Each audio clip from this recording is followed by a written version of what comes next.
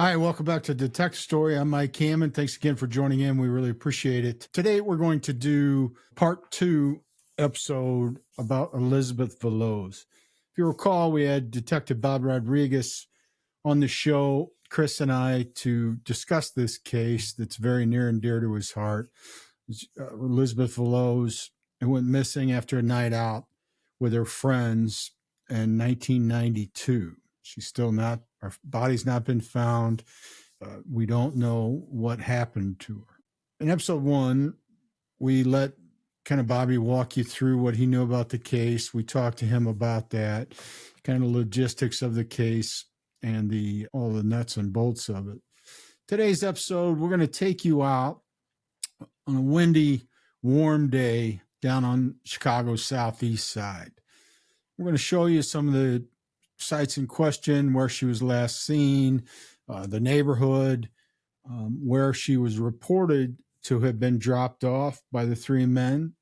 And then we're going to do some interviews with her sisters, her cousin, her niece, and her daughter. I hope you enjoy it. I hope you get something out of it. The goal with this is to try and locate Elizabeth or her body. If that's the case, you can help. Please stay involved, stay engaged with this. There is still a reward for information about her case. I think we can find out what happened, but it'll be quite an effort, and it'll take cooperation. So thank you again. Really appreciate it. Please like and subscribe the video if you're enjoying it. Send us some questions, interact with us, let us know what you think. We'll take it from there. Take care of yourself.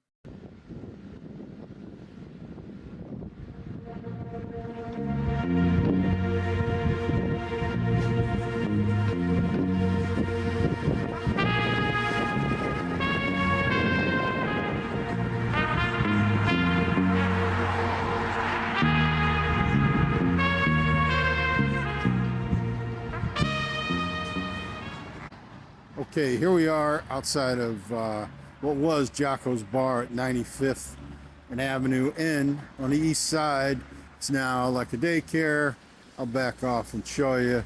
But I have with me Detective Bob Rodriguez. Hey, Bob, how you doing, brother? Good afternoon. Thanks again for joining us here. So, Bob, just a little bit, can you tell me, in 1992, what are we looking at here? You said this was kind of a busy bar area at the time, yeah? Yeah, 95th and Avenue N used to be the old Jocko's Bar. It was the bar that Elizabeth was visiting the night she was last seen. A couple other bars that were in the area down the street, and Elizabeth lived a couple blocks north of here on Ewing Avenue. Okay. Back then. So we're looking east here, and as you can see, what we're talking about, there's Phil's Castle Hamburgers down there, another joint. Those were bars at the time, yeah? Right, that was a bar down there at the time. There was another bar, the blonde brick building on the corner on Ewing. That was another bar. And again, Ewing Avenue was a couple blocks east, and then Elizabeth lived on 99th Street in Ewing, which is 4 blocks going south from here. So she was real familiar with the area. Yeah. She probably knew everybody that was in this area. Right. Probably was real familiar with everyone that hung out in the bar here back in the day. Yeah. And so it was common, would people kind of bar hop these bars, or was it like everybody had their own kind of joint? It was more of everyone having their own joint, so to speak. Kind of rough back in the day over here. Yeah. With, gang activity going on, and you had to be real careful where you were at, who you were hanging out with. Right. And I'm sure anybody that was hanging out in the bars, they knew who was who, so to speak. Yeah, and right. who didn't belong in the neighborhood. Right. And who was new in the neighborhood, or who may have been new hanging out in the bars. Just for reference, we're basically over the 95th Street Bridge here, right? Just east of the bridge. So you can see there. The famous fish smoked fishery place is right there. Yeah, they did the Blues Brothers right there, the famous bridge jump. Yeah, right. The famous Blues Brothers bridge jump right there. That boatyard here, we're really close to the waterway. What is that there? That the Calumet River? Yeah, Little Cal, I believe it's called. Yeah. Little Calumet River right there. And so now this is, we're standing, I'll back up. Well, it would have been Jocko's. Now I don't want to bother him too much because it's a daycare, but this is just a typical Chicago, like corner bar, neighborhood corner bar back in the day. Up there at the light, which you can see off in the distance, is Ewing. She lived 4 blocks south of here, you say, right? Right. And you were telling me a funny story. She lived above a bar. Tell me about that bar real quick. Oh yeah, it was, I believe, she lived above, he's called Moose Cholak's bar, the old professional wrestler. Moose Cholak, the professional wrestler. Right. So this neighborhood's got a lot of history, right? Sure I mean, there's does. a lot going on here. But this is where our case starts that night in 1992, when Elizabeth meets her friends, takes off with these 3 guys from here. This must have been a 5 a.m. bar at the time, because they basically left here about 4 a.m. So, all right, Bob. Thanks, man. We'll move on to the next joint. Thanks, brother. Okay.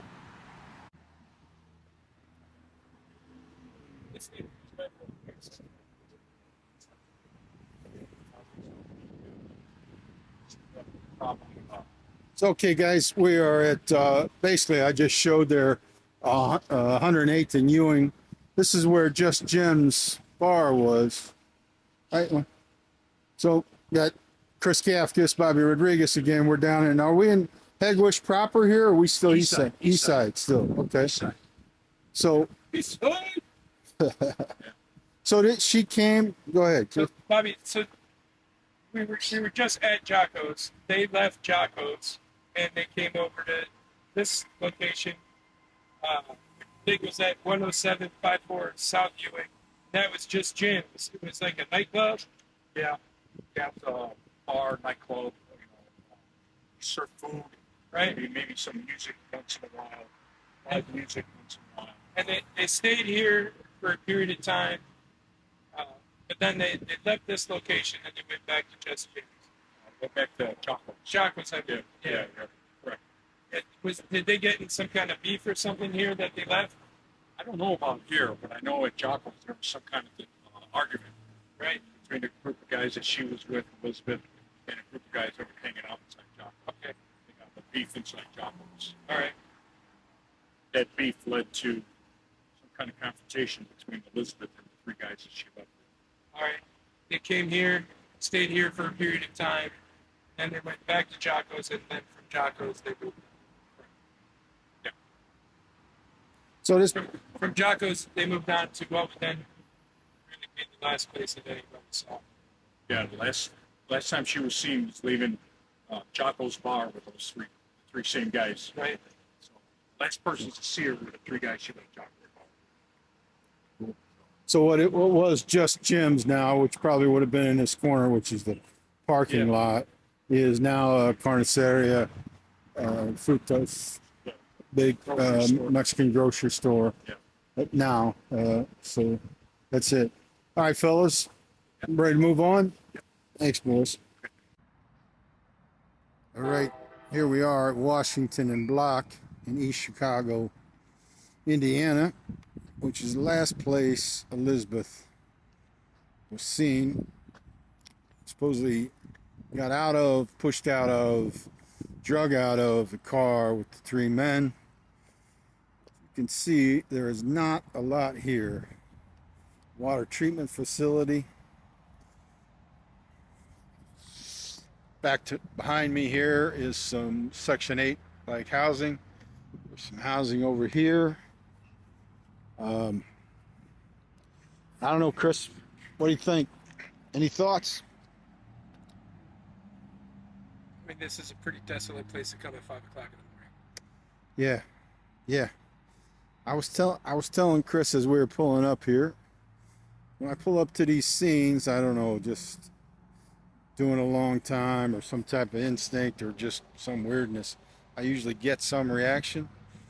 I'm not getting any reaction here at all.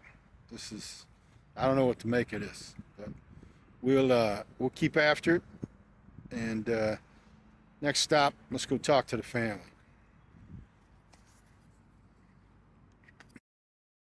I'd like to take a moment from the program to have a real talk about safety and security. Toward that end, I would like to introduce you to my friends over at Blue Knight Security Solutions, your ultimate partner in protection. Blue Knight Security Solutions isn't just your average check your ID at the door security company. They're a team of elite detectives, investigators, and law enforcement professionals with unparalleled expertise. Whether you need their real-world investigative prowess or securing your home, business, synagogue, church, or event, Blue Knight has you covered. From risk assessment to tailored security plans, they'll ensure your safety. One at a time here, we're in the home of Jen Veloz. Elizabeth is cousin? Niece, excuse me, sorry. So, and family. So, just tell me your name and relationship to Elizabeth, please. Hi, I'm Mary Lou Veloz, and I'm her sister. Thank you. Hi, I'm Renee Ortega, and I'm her sister. Good.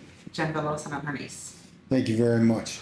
So, who'd like to start? Just give us some background. We're also here, of course, with my man Chris Kafcas, and I'm here for proof.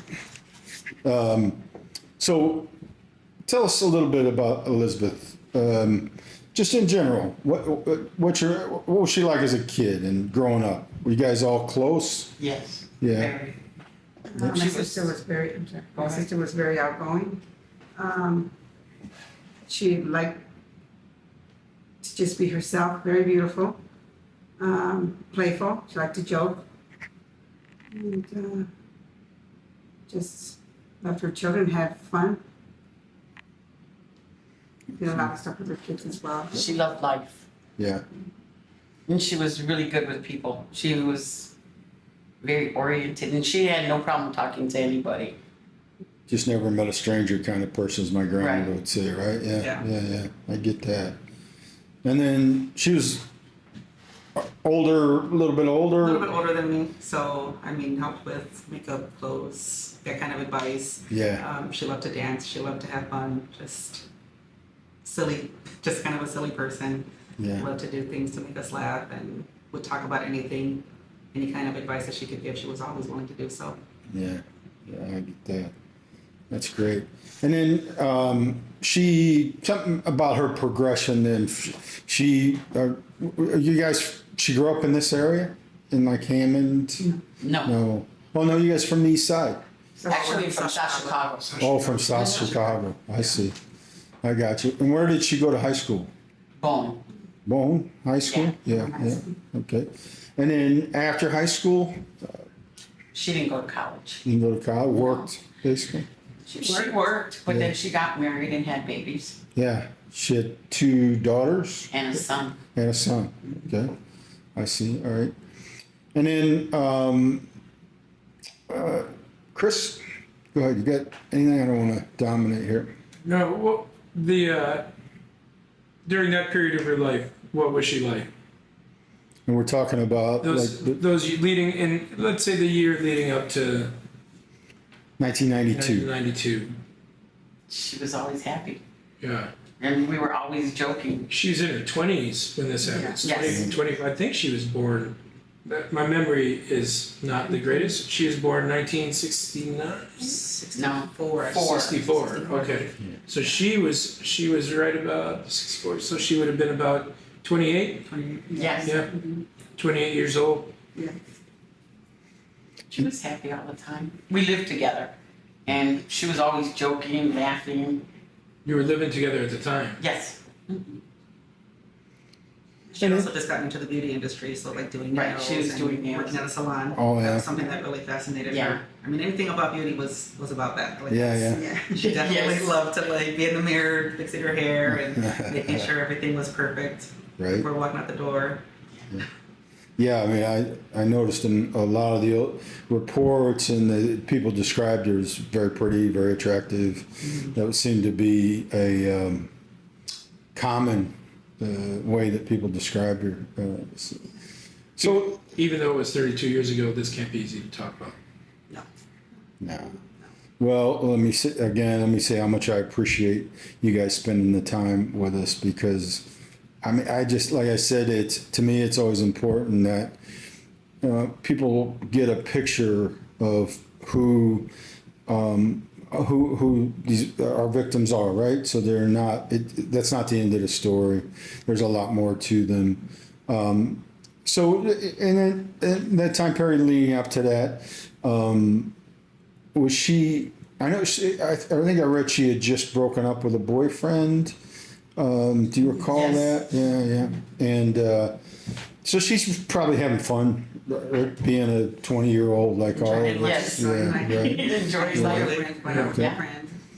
So I know this is difficult, and I apologize ahead of time, but what can you recall anything about like the days leading up to the last day that you saw her?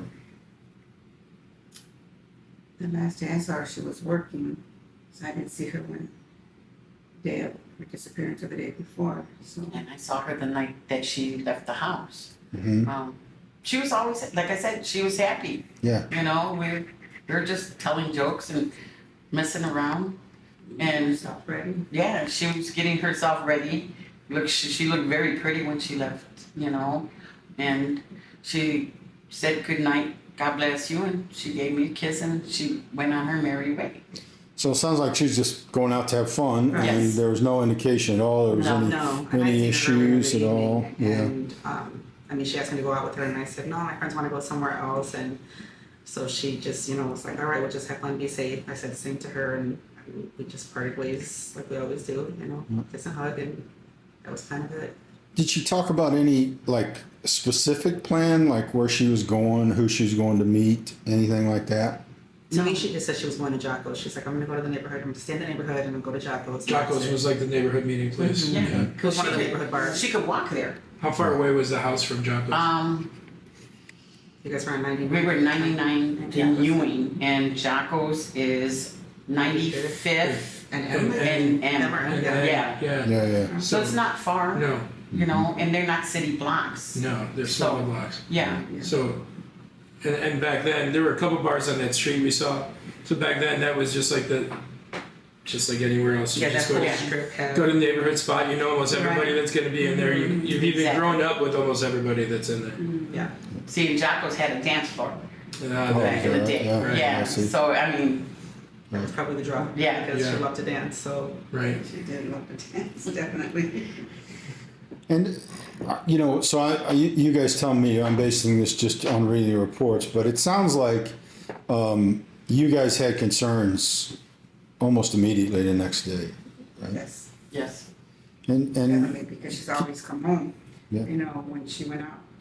Or if she was gonna stay out, she would have called. Yeah, she never would've even called. intended Yeah. or not say anything. Yeah. Because we're still like that. yeah. Just always communicated very Right. strongly If where we're not you're gonna at, come where you're home that going. night or we're gonna stay away for the weekend, we let somebody know. Yeah. So this way, nobody gets worried. When Yeah. you're with, Right. And she would have never let my grandma worry like that overnight or No. until the next morning. She would have never done that in the same building. And so she would have never allowed her to have that worry like that. Yeah. Right. She was consistent in that sense that she would She say was, something. She was considerate. Mhm. Yeah. Yeah. Yeah. And that's kind of a very old school Chicago thing too, Yeah, right? I mean, Yes. And my mom lived upstairs from her, Yeah. so Yeah. yeah, she would have said something, right. There was no reason for her not to say anything. That day must have been, the next day must have been rough. It It was, burns into your memory. Yeah. and we went out looking for her. We got people together and we started looking for her high and low, and Putting up flyers everywhere. They were taking them down as we were putting them up in the neighborhood. The neighborhood. They said they dropped her in, but you know, it didn't stop. My mother Right. didn't, Yeah, yeah. we weren't stopping. and that was right away after. Yeah. Yeah. She didn't come home. Yeah. It doesn't surprise me based on being over in the neighborhood that they'd be taking him down simply because they probably didn't want the heat right? Right. And it also makes me believe that they don't know anything about what happened or the incident. They just It's- they didn't want the heat over there. I mean, I'm totally being, it's- I'm speculating on a hypothesis, but especially after the reward was issued, one of those guys, if they knew something, if they had seen her, they're gonna take a shot at trying to get that reward money. Oh, yes. one of the neighborhood people. Right, the neighborhood people, Right. yeah. Yes. Right. They're gonna try and take a shot and just see if they can. So this is hard stuff. Well, let me ask you this first, but tell me about Beth, her demeanor. You said she's fun loving, outgoing, friendly, and all that. But did that mean she was like a follower and would go along, and if somebody gave her a hard time, she'd just let it go? Or was she more of a, if you pushed her, she'd push back? She was definitely not a pushover. Yeah, she was not a pushover. No. And she was definitely not one to allow something to happen without her, taking care of it. Yeah, right, right. Or at least trying to take it. Right. Yeah, You right. So if she's having, just again, total speculation here, but if she's having fun with somebody and they do something she deems inappropriate, she's just not going to accept it. No, for what absolutely it is. not. She's gonna, Never. she's going to push back. Sounds like she was Yeah. a fighter. It's fair to say, right? Yes. Like, pushed into a corner, she's going to be a fighter. Yeah, Yes. she would always take care of herself. She would never allow something to just happen to her. Yeah. Well, certainly it makes sense that somebody is considerate enough to call her family and let her know, I'm going to be late, I'm not going to be home, Right. is not somebody that's going to be making themselves a target or a victim, right? I mean, that's just my guess from my life Yeah, experience. she was not the kind of person that would just go along with the crowd. She was more of a leader than a follower Yeah. at any given point. So that's Gotcha. something she just would have done. So it's a tough question to ask, but one of those things I would want to know as detective, at what point were you pretty certain something bad was up? The next day when The we didn't next find her. morning. I mean, the very next day, Yes, you The day we thought know something was something's wrong. not right. Yeah. Yeah, Right. yeah. Was that based on a combination of kind of gut instinct and knowing her? Yes. Yes. Yeah, Yes. yeah, She had gone out many times before. Yeah. And And always made it home. And she always made She it always- home. Yeah. Or if, like I said, if she didn't come home or she wasn't going to come home, she always made a phone call yeah. and let us know where she was going to be and who she was going to be with. Yeah. And There was a red flag right away. right, understood. And I'm going to ask this question, knowing how how tough a question it is. Unfortunately, I've asked it many times, but my life experience tells me that the not knowing what happened is maybe as tough as if you did know and it was a bad result. Is that fair to say? Yes. Yes. Absolutely. Yeah. It's been many, many years and we're still. And our Yeah, family yeah, has yeah. been deeply affected by her going missing. It's not something that we've been able to separate ourselves from in any way. And our later generations have also kind of paid the price of our fear Yeah, of us not knowing where she is and not knowing what's happened to her. We're more, I guess, nervous about like our kids going out. And even as they were younger, now that my kids are older, it's probably just Yeah. as bad because I'm Right, like, right. make sure you call me, call your brother, make Right, sure you do right, this, right. make sure you do that so that I know that you're okay. And can I ask, how were the kids with that? Were they understanding because they understood what had happened, or were they more like, "Come on, mom"?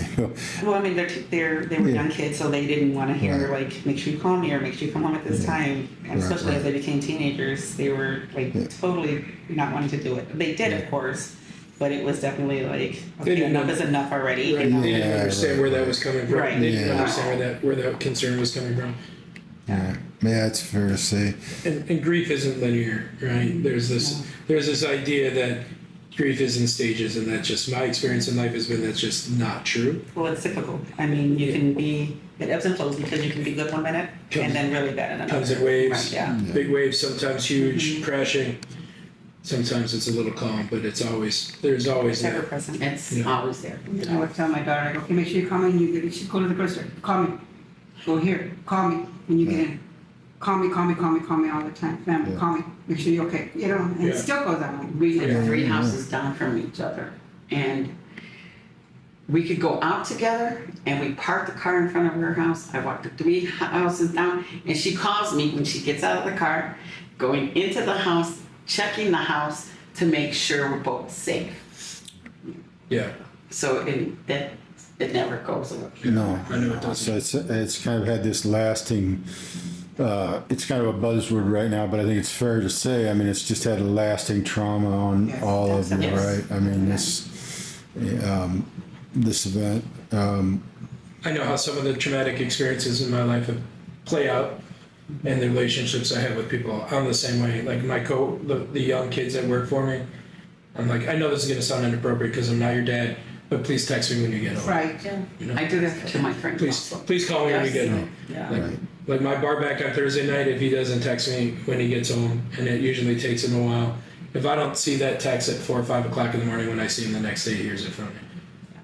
It's understandable. Yeah. You want to make sure those around you are safe. Yep. And especially under this kind of circumstance when you've lost someone in this way, Yeah. I think it makes you more cognizant of danger, more cognizant of loss, Yep. more cognizant that anything can happen in the blink of an eye. Yeah. I don't want to say the fabric of life, but the way that we understand life in the world to be flips when something like this happens. It's impossible to look at the world with the same lens you did the day before. Right. We didn't do that before. We Yeah. never lived like that before. Yeah. Well, at least not to this extent. Yeah, I mean, we We check always in on each other, but to not- check on it and say, I love you all the time. Yeah. But we were never to the point where we are now. Yeah. And it's like a ripple effect, Mm-hmm. you know? You throw a rock in the water and you get all these ripples, and the last ripples are the biggest, Yeah. and that's how it's been. Yeah. What would it mean to you guys now to just find out what happened? Everything just to bring her home, to know that she's home with us now, you know. Yeah, I'd Just rather bring not her out there home. somewhere. We don't know where she's at. I think that's the biggest thing is finding out where she is so that we can lay her to rest, so that we can finally let our minds be at rest too, let our hearts rest some. Because not knowing it's hard. It's devastating, Yeah, I just can't imagine. and it is, it's really, really hard. Yeah. I mean, we were kids. I was young. I was a kid when it happened, and it just seemed to get worse and worse and worse over the years. Yeah. And if I never find out what happened to her, it's okay, as long as we find her. Just bring her home. Understood. Yeah, bring her home. Understood. Rest. I hear that. Yeah. Yeah, I mean, in the time that's gone by, I could probably answer this for you. It's silly, but you can probably count on one hand, half of one hand, how many days you have not thought about her at all, right? The number's probably zero, close to zero, right? Yes. Yeah, I get it totally. Yeah. Well, I mean, the reason we're here and the reason we're doing this, well, like I said, Bob Rodriguez means a lot to me, and this case means a lot to him. He made a promise to your grandmother, Yes. right? Your mother, Yes. and that promise was that he would not forget. And he, I don't know how well you guys know Bob. I think you've gotten to know him pretty well over the years, and I can promise you that guy. He is he's a bulldog. He's not the guy you want after you if you've done something wrong. So we're going to do everything we can to help him get answers, and for you guys as well. I mean, this is more than anybody should have to bear, and we'll do our very best. I promise you. So what have I missed? Anything that you'd like to say, or you'd like for people to know that we haven't covered? And we've covered a lot, so the answer could be no, we've covered everything, but Go ahead. go ahead, it's all good. I mean, I know that the case was worked on extensively, and I know that someone knows something, and so those 3 men that were involved whatever way they were involved. I hope they can put themselves in our shoes now that they're older and probably have children and have their own families and know how much pain and devastation that they've caused and say something finally. What I was gonna say. Yes. So Yeah. she's wrapped it up. Yeah, I mean, at this point, it's a lot less about vengeance and a lot more about peace, Right. right? Right. You want to bring her home. You just want to Because bring even her at this, home. I mean, even at this point, if we don't get justice for her, knowing where she is and laying her to rest, it's a big deal. That's the only thing my grandmother ever wanted. I mean, she wanted to know where her daughter was. Yeah. Yeah. So, Well, I want to say again how much I appreciate you guys taking the time. It takes a lot of courage, and I appreciate the time so much. I really do. It means a lot to me. I know it means a lot to Chris. It means a whole lot to Bob, and so thank you very much. And I do want to ask, if you don't mind, you have some pictures behind you. Do you mind if we talk about those a little bit? First of all, this one on my right, one on the right, that's my grandmother, Irene. and that's Elizabeth Elizabeth. Veloz. And that's the one that held Bobby's hand that he Yes, Yes. is very emotional about. How much, and this that's Elizabeth when she was younger. obviously beautiful young lady. And how old was she about in this picture? Did you guess? 14, 15, yeah, maybe. Yeah, she looks a teenager. Well, thank you very much for sharing that. On today, Roseanne Leon, Rosie, who is Elizabeth Veloz's middle daughter, correct? You have an older brother, Ramon, and a younger sister, correct? Yes. Okay, great. So first of all, thank you so much for doing this interview with us. I know it's emotional and difficult, but it means a lot to us. No, it means a lot to me and my siblings for you guys to do this. We're in a new age now, so it's not like, oh, we can get it on the newspaper. It's now social media where you can get more awareness and stuff. So we appreciate it a lot. No, it's our pleasure. It's our pleasure. Like I said, you know, I have this close relationship with Bob Rodriguez, and you know, that's the way cases work for us. You know, it gets kind of in our blood, and we want a resolution. In particular, you know, Bob built this relationship with you and your family, and he really wants to know what happened, and so now so do I. You know, we want to find out for you guys. So easy for us to decide to take this up. But anyway, so tell me a little bit now. As I understand it, when you were young, 9-ish, is that correct? Your mother Elizabeth and your father divorced, and your father took you to stay with his family in Mexico. Is that correct? Yes, when I was 7. When you're 7, okay. Yes. And So- then you were telling me that right before you left, you had what would turn out to be the last conversation with your mother. Yeah. Yes. Would you mind telling us a little bit about that and how that came about? So they were having a going away party for us, and I believe like it was hard for my mom to even just kind of let us go at the time because we were leaving to Mexico to live with my father's mother, and so she called us up, and it was me and my sister. I remember being in the room, and she was just like, you know, just be good, stay safe. But the thing that sticks out the most is that she's like, no matter what, like, I love you. And that would always stay with me. Sorry. No. Because it's like,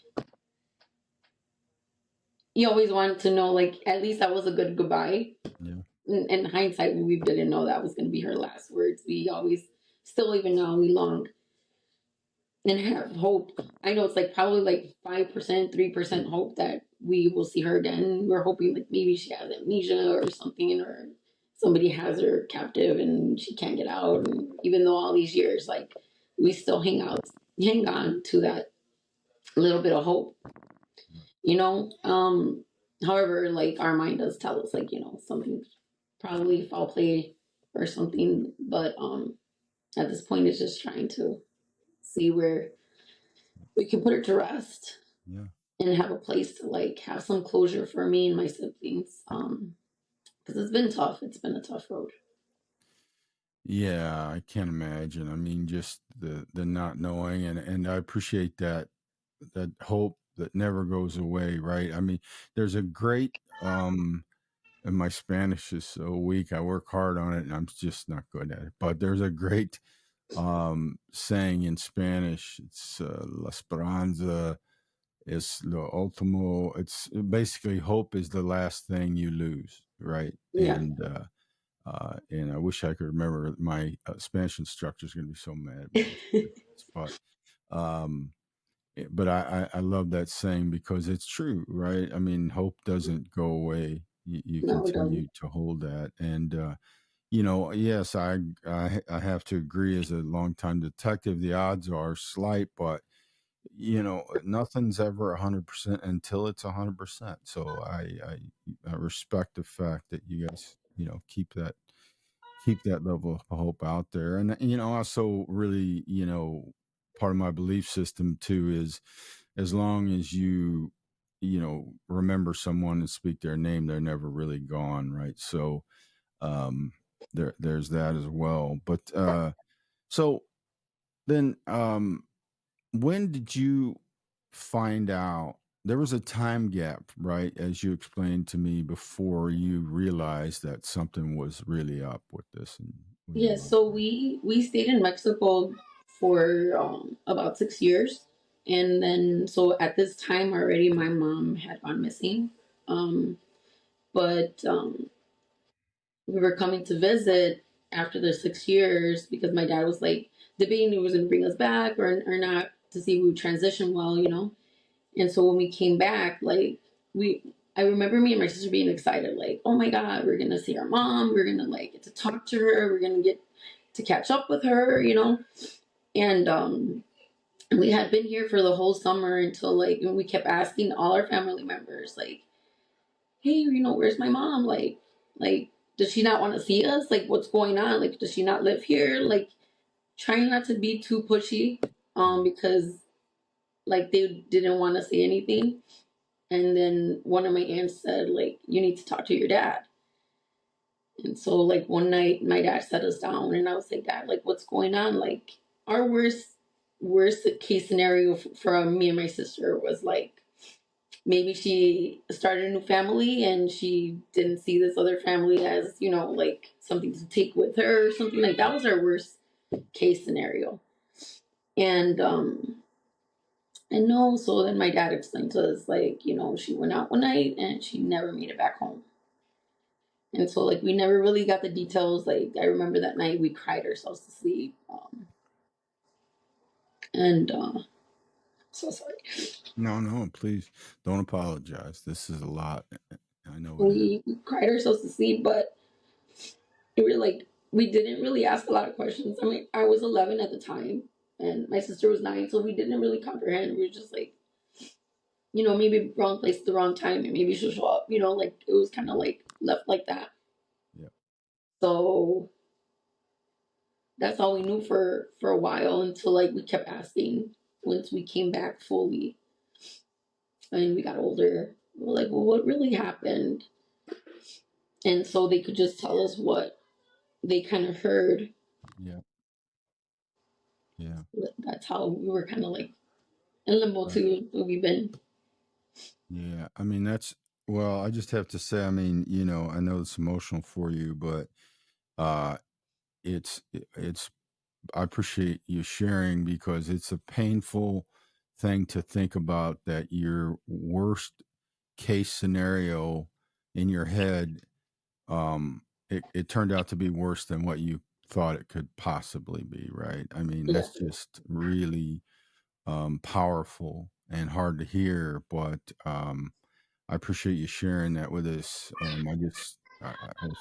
I can't imagine what that must have been like for an 11-year-old just to be um, just the vacuum of what are you talking about, right? I mean, but And then so over the years, you kind of slowly started to try and get as much information as you could, right?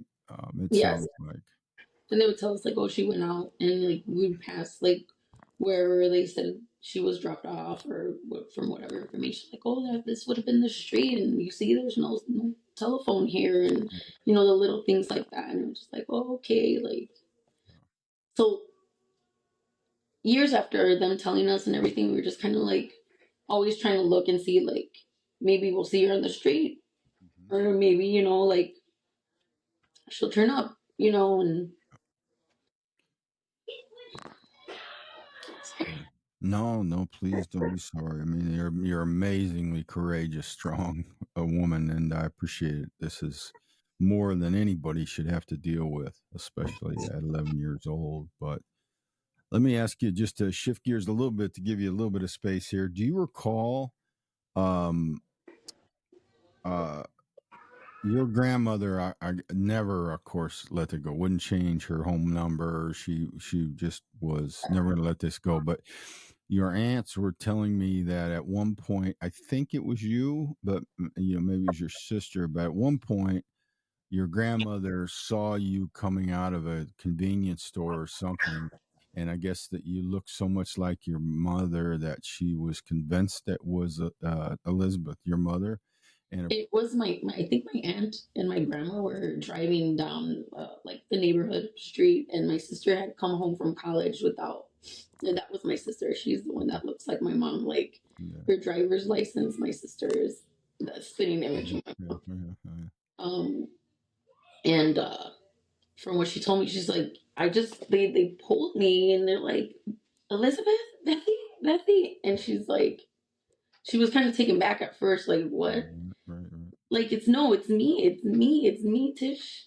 She had Mhm. to tell him, but she looked so much like my mom. Yeah, So right. then I guess at the time that she went missing, that it was kind of like a shock for both of them, my sister and them, because she did Yeah, look so much like her.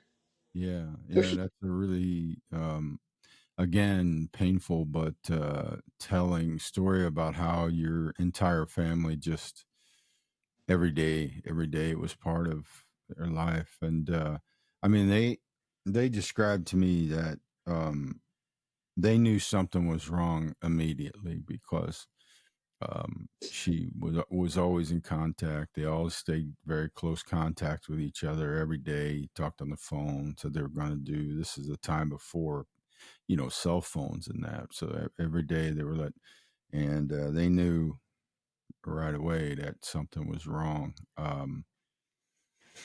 So if I can ask, I'm putting you through a lot here, and I no, know that I am, but and I'm sorry to do it. This is kind of the gig. But so tell me, for Rosie, what's it been like all these years? ooh, I know. um, been very difficult. Um,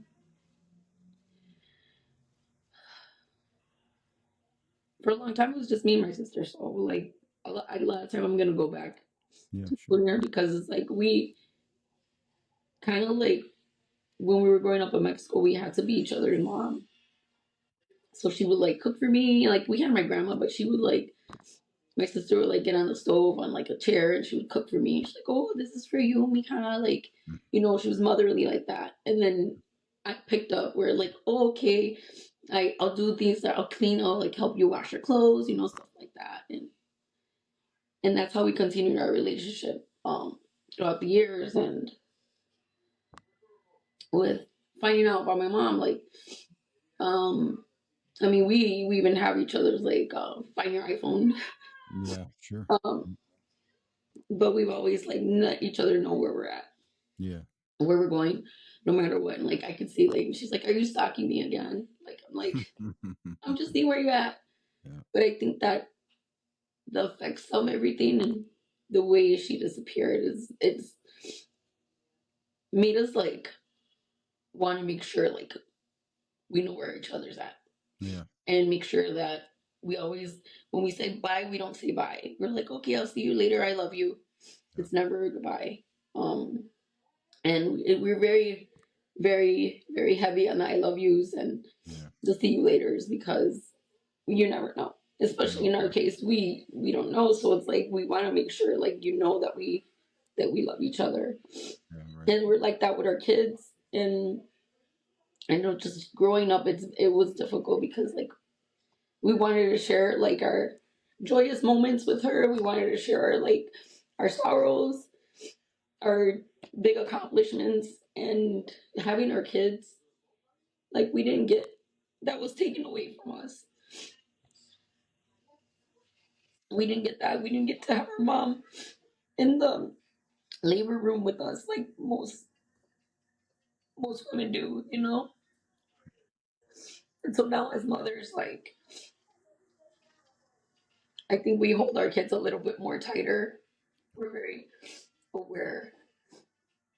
I mean, nothing's promised. I could go outside my house right now and get hit by a bus. I don't know. Yeah, sure. But knowing what we know, what we've experienced, like we just want to make sure, like I guess we're overcompensating for what we never really had.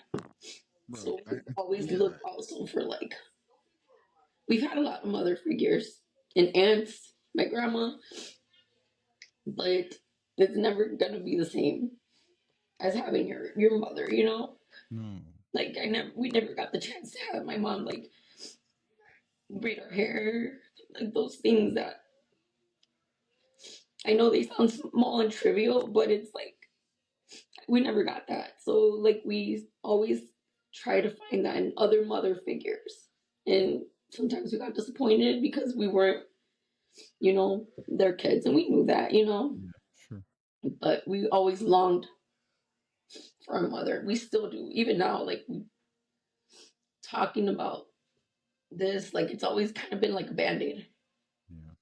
Yeah. Like reporters or anybody else. And we're so thankful because light's being shed on it. But it's kind of like a band-aid all the time. Like, Yeah.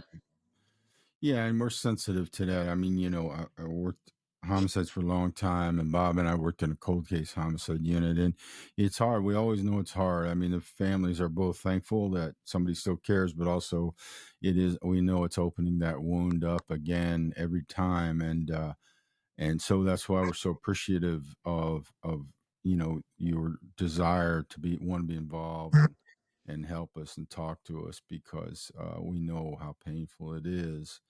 um Fortunately, it's part of the kind of the process. But so two quick observations. One, I think what I'm hearing from you, and I think that that's important for our listeners that are probably already understanding this kind of, you said these things that seem small and trivial, they are part and parcel with what a lot of us are lucky enough to have gone through life and think of things as everyday regular life things were just stripped from you guys, right? Just stripped out of your life completely, even to the point of teaching you how to comb and braid your hair, and those little bitty things like that become big things, right? Because every time you're doing them, you're thinking about her, right? I mean, is that yes. fair to say? Yes. I think my middle name is Marie. I've even, because my mom picked that middle name for me, I've given it to my daughter. Like, I could have very well named my daughter Elizabeth, but I'm like, no, this was something she picked for me, and this is something I'm going to pass down to my daughter. And I've told her about because she's 14, so she knows about, her grandma and stuff. So I think just that's awesome. I love that. I was very, very close with my grandmother, who I still think is the funniest human being I ever met. And she lived to be 93. She had a long life. I'm so sorry about that. Oh, no, thank you. I mean, she got everything out of life she could get. She was an amazing person. But I I say this often. I feel, and my mother too, lost my mother a few years ago, but I I, I feel their presence with me all the time. And I'm not a particularly spiritual person. I'm not a particularly religious person, whatever. I'm also not anti. I'm just, a product of kind of my life experience, but I feel their presence with me all the time. And I love to hear how you kind of honor your mother and honor her memory by, passing that name that she picked for you on to your daughter. I think that's not just a beautiful thing. It is beautiful, but it also is that connection that you and your daughter will always have, right, to your mother, and that it really speaks to me a lot. So I appreciate you sharing that. So let me ask you this. There are no easy questions here, and this is just another tough one, but you're pretty amazing, so I'm not worried about asking. What would it mean to you to find out what happened with your mother, and if it doesn't go the way we hope, find her? Either way, to find her, what would it mean to you? Oh my goodness, a lot. Like I know you're talking about your grandmother and those things, and it's just like for a long time I would dream about my mom. I would dream about her like at every birthday because that was my wish. Every birthday, like for her to come back, for us to find her something, some news, anything that had to do with her, and I would dream about my mom. And and it was so crazy because the dream would always be her saying bye, like she was leaving. So then I would just find myself in my dream still looking for her. And so with your question, I feel like it would give us a place. I know it's after probably the fact, but it's like to like, okay, let's go and just talk. You, just for us to lay it out. The good, the bad, everything that's going on in our life because we never got it. So in this, like, to me, I feel like it's not even so much about trying who to blame.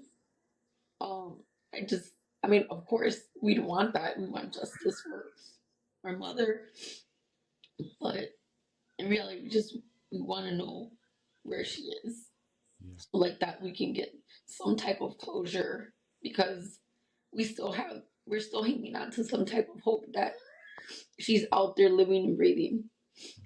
So Understood.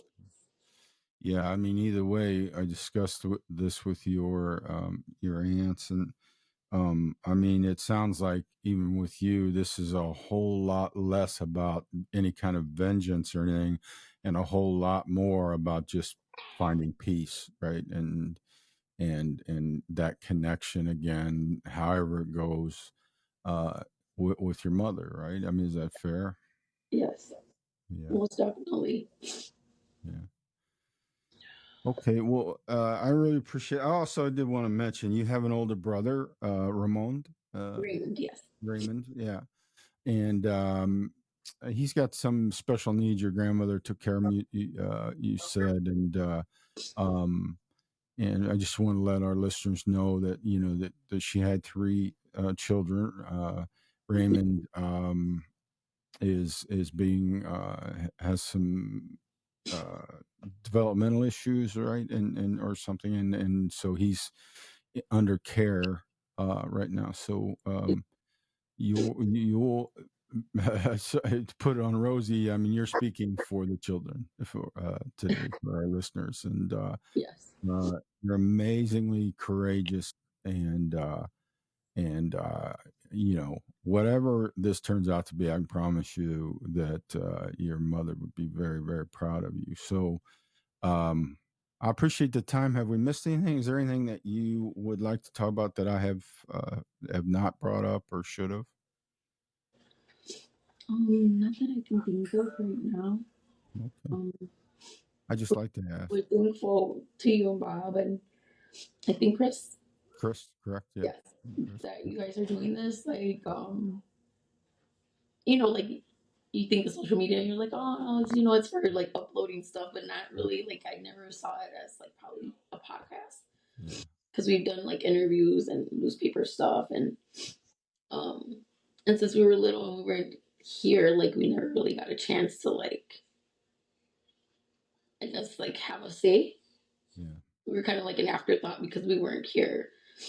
But thank you for letting me speak for myself and my siblings, because I feel like everybody's been affected by it, but more so us, because we haven't had her, and we still long for her. Yeah. Yeah. So No, that's totally fair.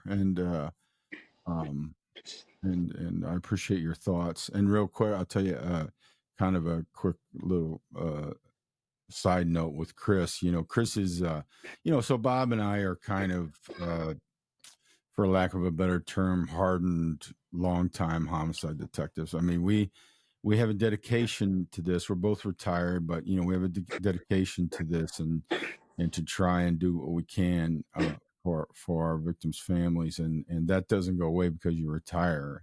It's something that's always kind of with you. But this for us is the process that we lay out. We want to get done, and if you saw the first episode with Bob, Bob's emotional about it. I mean, I think that that time, with your grandmother right before she passed left a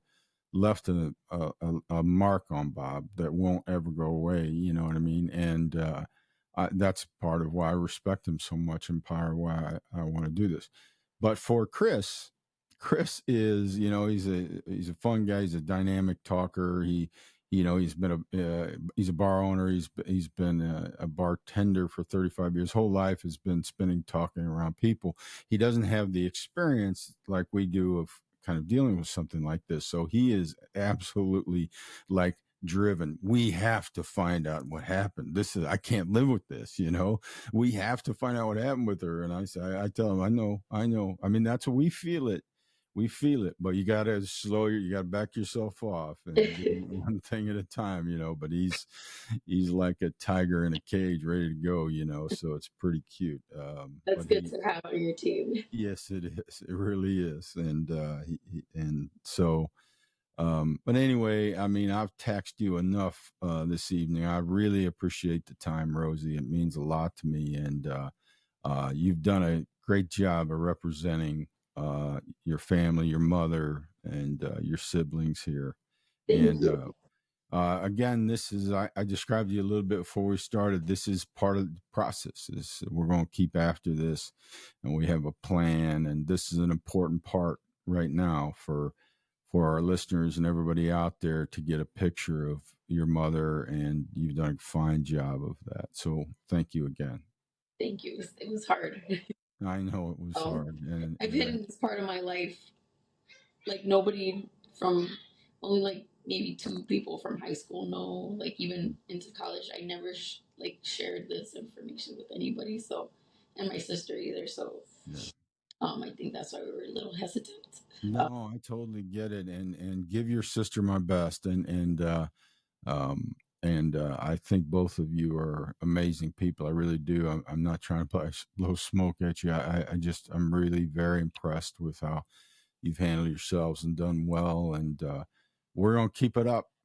I will promise you that we're not gonna let it go. I hope we can get an answer, but we are not going to stop. So We appreciate that. our pleasure. Well, you take care, and I will be in touch. Okay. I appreciate it. Thank you so much. You're welcome. Hi. So there you have it. Pretty incredible women. Very, very emotional time speaking with them, and they clearly have Elizabeth on their mind every day of their life, and finding out what happened with her, finding her and bringing her home, even if it's to have a memorial marker where they can go visit, means the world to them. So I really appreciate their time with us. It's a very emotional thing to continue to go over this. It is a testament to the relationship that Bob Rodriguez has made with them, and a testament to their grit and their determination to keep Elizabeth's name alive, that they're able to sit with us and go over this again. It means a lot to me. It means a lot to Chris. I know it means a lot to Bobby. So Also, again, so a lot of that outdoor video, it was a windy day on 95 over there. As a videographer, I make a pretty good homicide detective. It's not my forte, but I wanted to give you guys a feel of what the neighborhood looks like, what's going on there. It's changed for sure. The bars aren't over there on 95th Street like they were. That was a pretty happening spot, in the early 90s. But it's relatively the same as far as structure. It would have always been busy. That 95th Street Bridge, as we alluded to, is famous for the jump and the Blues Brothers. It's been in countless movies. The smoked fishery is just on the other side of the bridge, which has been on the Food Channel. I think Auntie Bourdain may have visited there in his show. It is a busy area there, as you could tell while we were filming. And just a note, too, I mentioned while we were on the scene of where the three men allegedly dropped her off over there in East Chicago, Indiana. I mentioned in there, I want to clarify this a little bit, that I didn't get a feel. I mentioned to Chris, to you, the viewers, I didn't get a feel. We usually get a feel or something when you go to a scene. I don't mean that in kind of an esoteric or supernatural way. It's just, your instincts, your time kind of in the saddle with that work, you just get some feeling or some orientation of what may have happened here or what is going on. And maybe it is something more than maybe it is supernatural and I'm just not open to that or don't get that feel. But some people might, I suppose. For me, it was just a sense of this isn't ringing accurate, and there are factors here that don't make sense, among them being the players were out when Chris and I were over there, like the guys down the block that are out, doing business, they're out on the street looking out. They made us, 5 minutes after we drived up, not even. I'm sure that's when I noticed them watching us. So they had marked us before then, So it just seems like an unusual place to go way out of your way to go there to drop somebody off who's going to get out of your car. It just doesn't make a lot of sense. Even to dump a body potentially, as harsh as that sounds, like it's not like it's isolated. It's not like there are people that aren't out there. And it's not like that body is not going to be found or recovered or called because, first of all, her body has not been found. And second, whatever else your perception may be, or if you're not familiar with the neighborhood like that, the guys out working, the dope boys, the people out working, they're not going to want those distractions to hurt business. Somebody dumps a body, they're going to ring 911 themselves and say, "That had nothing to do with us." You know what I mean? There's a woman out there, and just also, you can't just discount that because somebody is out working the dope tip that they don't have some humanity, you know what I mean? And they're not going to say, "Hey, that girl looks in distress, that woman looks in distress, let's try and do something." So the fact that there's just a vacuum there is no information, nobody saw anything, nobody reported anything. Now it's 5 a.m., right? And so the sun's coming up on a summer day like that. It seems unlikely. It struck me as unlikely. It struck Chris as unlikely. Bob Rodriguez is of the same mind. Like, so what's that mean? Did the three guys make up that story? Did they never go there? Well, then you're extrapolating out. Don't know that. Don't want to, make assumptions until you have to ask questions and see what makes the most sense, but you can't make you just have to be open to that and say what could have gone on here, because this doesn't really make sense, right? There are other things that potentially make more sense. So give me your thoughts on that, if you would. Just whatever comes to your mind, let me know. Drop me some comments. I'd love to hear them and discuss them. And it's a way for you to interact and, help out with this. So that's all I got for today. I really appreciate it. Again, do us a favor and like and subscribe. It helps us out a great deal, helps the channel out a great deal, and allows us to do more of this. So that's all I got. For Chris, Bobby, the Veloz family, our thanks for, tuning in, giving us your interest, and we'll stay after. This was not going to be the last you'll hear about Elizabeth Veloz. Bobby made a promise, and we aim to help him keep that promise. So take care of yourself, take care of each other, and we'll talk to you soon. Thank you.